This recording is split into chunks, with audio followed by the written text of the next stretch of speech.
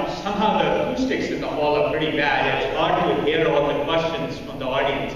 But let me try and answer. I think I got only part of the question, but let me try and answer it.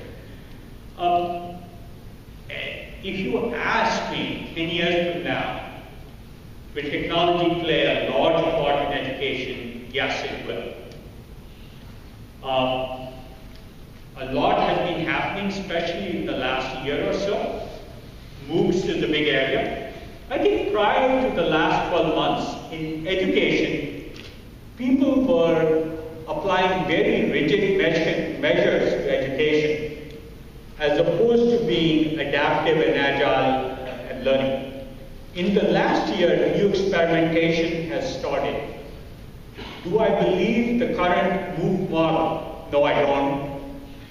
But if you ask me if I believe that the 5th generation of that MOOC model will be very, very powerful, yes, I will. I believe that. So what I think education needs is lots of experiments, and I'll call lots of very small failures, where you accumulate learning on what works or what doesn't. And then, over time, improve the methods that technology uses, how it teaches, and come up with a very good system. Let me give you a couple of examples. The old model is a teacher sits in front of a classroom of 50 people and teaches. Now the chances are zero that all the students understand. The teacher can at best speak to 20 of the 50 people. The best people are bored. The worst people can't understand what the teacher is saying because they're struggling. So what do we do? Everything you want to learn in 10th grade is taught in 1 year. So what we have is a model of fixed time, and each student learns a different amount.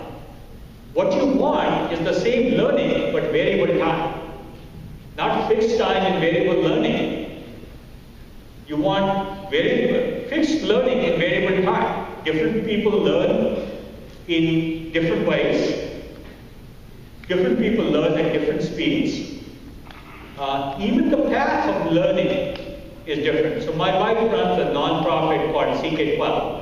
And the goal is to make all educational content for all education through 12th grade free. Not only that, make it available in 10 different ways. Some people may want to read a textbook, some people might want to see a fun lecture, some people may want to play with an interactive simulation, some people may want to jump between those methods.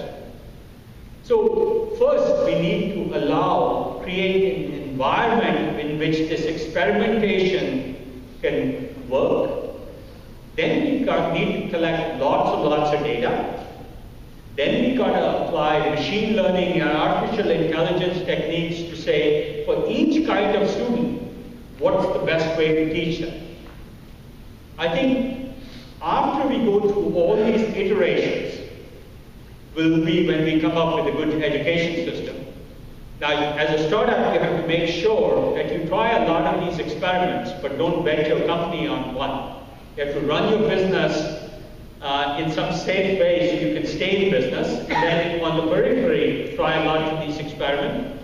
If you find some things that work, then you put more resources behind that. That's how I would run your business in education. That's probably the same question many of you have in your own areas. So that would be a general answer to that. Okay, we are almost out of time. I think we have time for one more question.